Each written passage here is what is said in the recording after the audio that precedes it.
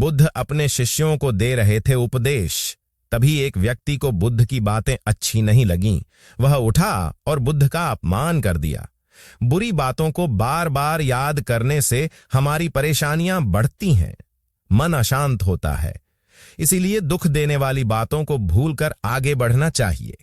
इस संबंध में गौतम बुद्ध का एक प्रसंग प्रचलित है।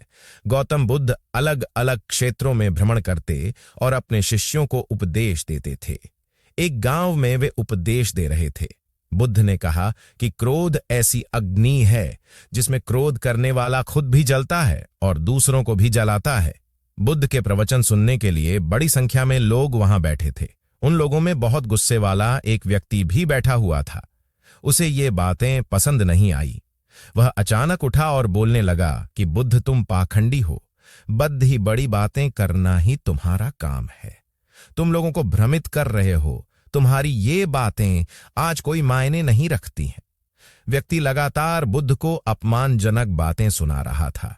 वहां बैठे सभी लोग ये देखकर हैरान थे कि बुद्ध ये सब शांति से सुन रहे थे, लेकिन कुछ बोल नहीं रहे थे। क्रोधी व्यक्ति बुद्ध को शांत देखकर और ज्यादा क्रोधित हो गया। वह बुद्ध के पास गया और उनके मुंह पर थूक कर वहां से चला गया। घर पहुंचकर क्रोधी व्यक्ति का मन शांत हुआ तो उसे अपने किए पर बहुत पछतावा हुआ।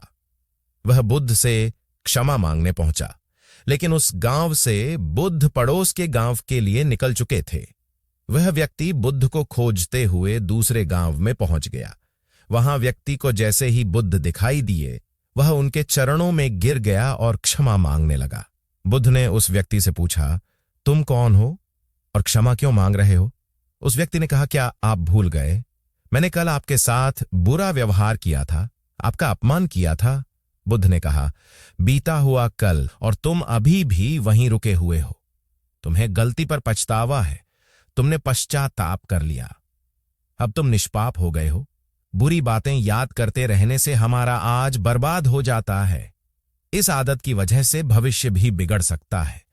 इसीलिए बीते हुए कल की बातों को भूलकर आगे बढ़ना चाहिए।